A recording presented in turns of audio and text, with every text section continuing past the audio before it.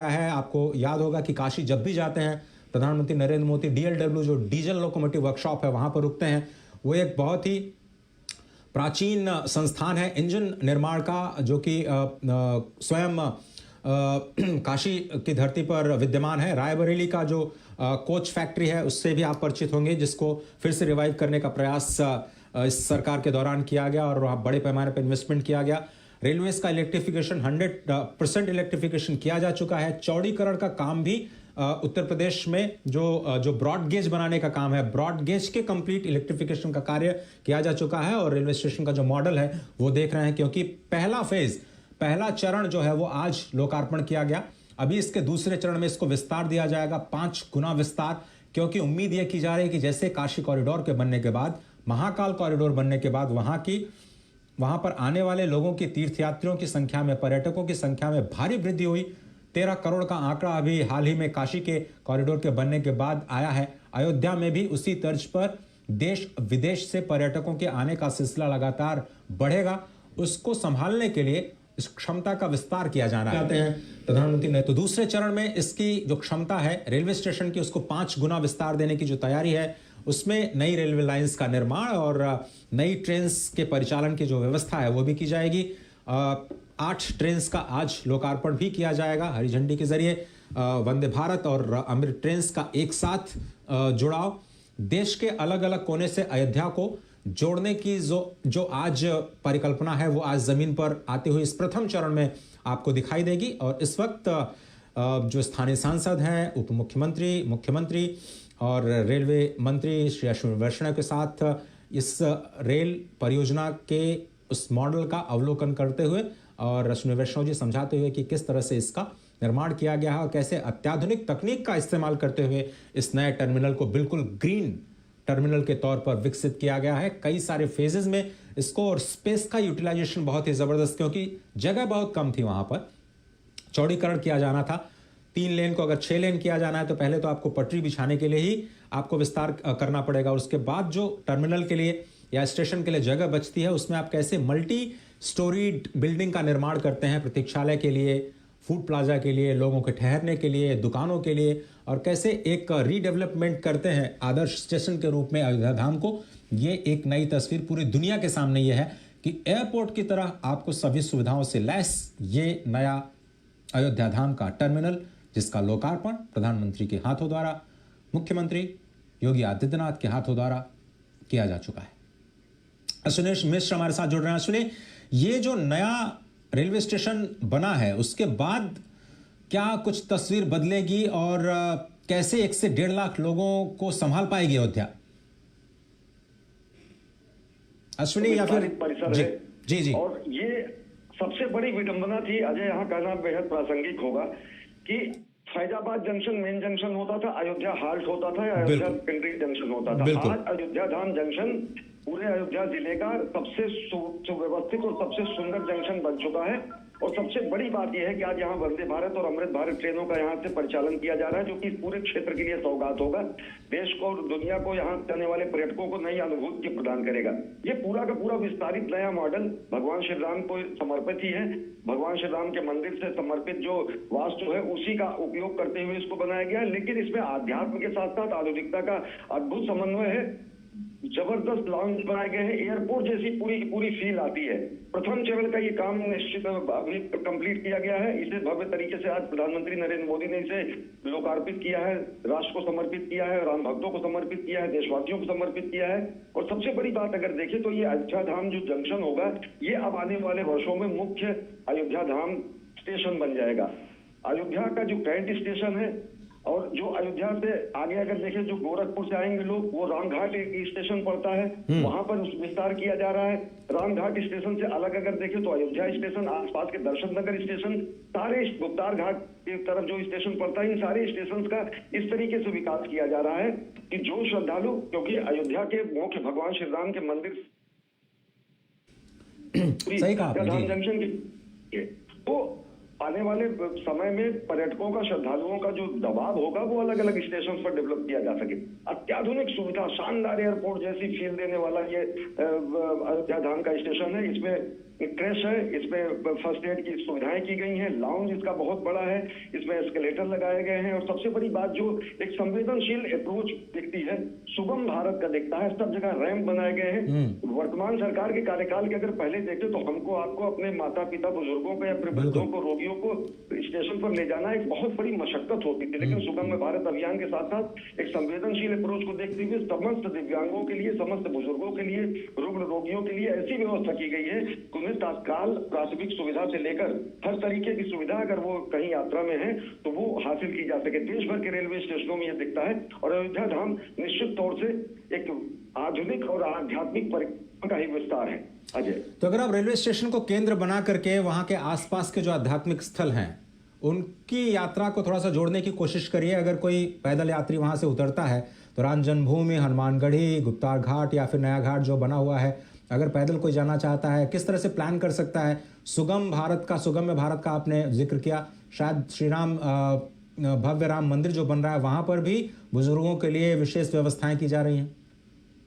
निश्चित तौर से ये पूरा का पूरा स्टेशन वही, जैसे मैं कह रहा हूँ कि आधुनिकता और आध्यात्मिकता का संगम तो है ही, साथ ही साथ संवेदनशीलता का जबरदस्त उदाहरण है, क्योंकि एस्केलेटर्स, रैंप, दिव्यांगजनों के लिए अलग से जो है आने की व्यवस्था, और साथ ही साथ दूरी जो मैं बता रहा हूँ तकरीबन 1 किलोमीटर से भी कम है। स्टेशन से निकलने के बाद सीधे रामपथ को पार करने के बाद राम जन्मभूमि पथ शुरू हो जाता है, सुग्रीव किला से होते हुए, और जहां से दिव्य भव्य भगवान श्री राम का नव्य ये विराजमान, जहां पर भगवान श्री राम की प्राण प्रतिष्ठा होगी किला स्वरूप की, वो मंदिर दिखने लगता है। अयोध्या स्टेशन से जब आप मुख्य मार्ग पर आएंगे तो सीधे आपको साक्षात दर्शन होंगे भगवान श्री राम के मंदिर का, और राम जन्मभूमि पथ वहीं शुरू हो जाता है बिरला धर्म से। सबसे नजदीक अगर पहुंचने का जो स्थान है तो अयोध्या धाम जंक्शन होगा। देखिए तो रामघाट की तरफ अगर गोरखपुर से लोग आ रहे हैं तो रामघाट स्टेशन को भी विस्तृत विस्तार दिया जा रहा है। फैजाबाद का जो पुराना जंक्शन है जिसको अयोध्या कैंट तक जाना जाता है, अयोध्या कैंट का विस्तार तो है ही, जो कि शहरी सुविधाओं से पहले से ही लैस है। तो जयश्री जी, अब ये जो तस्वीरें देख रहे हैं हम, अब ये जो तस्वीरें देख रहे हैं वो है नए अमृत ट्रेन की। कहा जाता था वंदे भारत जो ट्रेन है वो बड़े लोगों के लिए है, पैसे वालों के लिए है, सामान्य लोगों के लिए कोई ट्रेन की व्यवस्था ये सरकार कर नहीं रही है। ये एक नई पहल। आपको याद होगा, अगर आपने जब पहले सफ़र किया होगा, जिसको जनरल बोगी कहा जाता था, घुसना बड़ा मुश्किल होता था। किसी ने रुमाल फेंक करके अगर कोई सीट हासिल कर ली तो चलिए उनका तो सफ़र किसी तरह से कट जाता था, लेकिन बहुत सारे लोगों को खड़े होकर के बिना किसी स्थान के, बिना किसी सुविधा के सामान को लादे लादे आप बहुत ही मुश्किल से अपने गंतव्य तक जा पाते थे। ये अमृत ट्रेन के अंदर की तस्वीरें हैं। प्रधानमंत्री नरेंद्र मोदी हमेशा की तरह बच्चों के साथ संवाद करते हुए, कोई उन्हें कविताएं सुना रहा है, कोई उन्हें अपने लिखे हुए संस्मरण सुना रहा है, कोई चित्रों के माध्यम से उनका स्वागत कर रहा है। ऐसी तस्वीरें हम हमेशा प्रधानमंत्री के संपर्क यात्रा के दौरान देखते रहे हैं।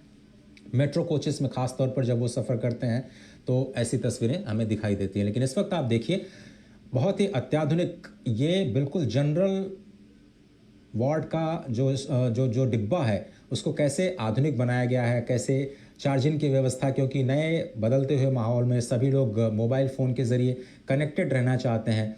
हर कोई हर स्टेशन पे देखता है कि इस वक्त मेरी गाड़ी कहाँ पहुँची, मैं कितनी देर बाद अपने घर पहुँच पाऊँगा, रेलवे स्टेशन पे कितनी देर रुक पाऊँगा, वहाँ पर क्या सुविधाएं हैं। तो ये सारी की सारी जो सुविधाएं हैं, चाहे वो पब्लिक अनाउंसमेंट की सुविधा हो या फिर clean neat and clean toilets की सुविधा हो, जो कि नॉर्मल जो यात्री के डिब्बे हैं उसमें कैसे दी जाए और कैसे तकनीक का इस्तेमाल करते हुए इसको भी सुविधाजनक बनाया जाए, उसकी एक कोशिश की जा रही है। अमृत भारत जो ट्रेन नई आज शुभारंभ की जाएगी, 2 अमृत भारत ट्रेन यहाँ से अयोध्या से, जो कि दक्षिण भारत को और ख़ास तौर पर मिथिलांचल को अयोध्या के साथ जोड़ेगी, नई दिल्ली को भी जोड़ेगी। तो उसके साथ साथ जो 6 वंदे भारत ट्रेन हैं उसका भी आज शुभारंभ किया जाएगा, जिनका हॉल्ट अयोध्या धाम को बनाया गया है, स्पष्ट तौर पर इसी बात को ध्यान में रखते हुए कि जब रामलला विराजमान होंगे तो लाखों की संख्या में जो पर्यटक आएंगे उनको समायोजित करने के लिए बहुत सारे साधनों की ज़रूरत होगी। कुछ लोग ट्रेन से, कुछ लोग सड़क परिवहन से, कुछ लोग वायुयान के ज़रिए, कुछ लोग अपनी गाड़ी से, कुछ लोग बसों के ज़रिए, बहुत सारे यात्राओं के ज़रिए, बहुत सारे यात्रा के जो साधन हैं उनका इस्तेमाल करते हुए अयोध्या तक पहुंचना चाहेंगे। साथ ही साथ वाटरवेज का भी निर्माण किया जा रहा है वहाँ पर भी जो सुविधाएं हैं, बताया जा रहा है कि वाटर मेट्रो की भी शुरुआत अयोध्या में होने वाली है। तो ये एक इंटीग्रेटेड अप्रोच है पूरे ट्रांसपोर्ट सिस्टम का, और विरासत के साथ कैसे विकास को आप जोड़ते हैं उसकी एक बानगी, उसकी एक झलक आपको दिखाई देगी। राजेश राज, क्या आप मेरे साथ हैं? या अश्विनी जी? जी अजय जी, तो मैं आपसे ये समझना चाह रहा था कि ये जो नई पहल की जा रही है अमृत ट्रेन के जरिए, जो आज अमृत भारत ट्रेन, और जैसा कि हम बार बार ये कह रहे हैं कि अमृत काल में भारत प्रवेश कर रहा है, ये जो नई शुरुआत है इस वक्त आप देख रहे हैं हरी झंडी दिखा करके अमृत ट्रेन को रवाना करने की तैयारी हो जा चुकी है। ये बिल्कुल लाइव विजुअल्स, अमृत ट्रेन अब रवाना अयोध्या धाम रेलवे स्टेशन से। हाँ,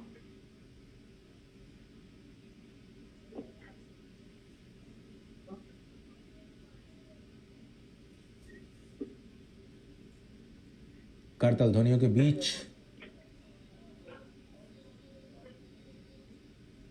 मेक इन इंडिया पूरी तरह से भारत में बनी हुई, ये देखिए 6 वंदे भारत ट्रेन्स और 2 अमृत भारत ट्रेन्स, 8 ट्रेन्स का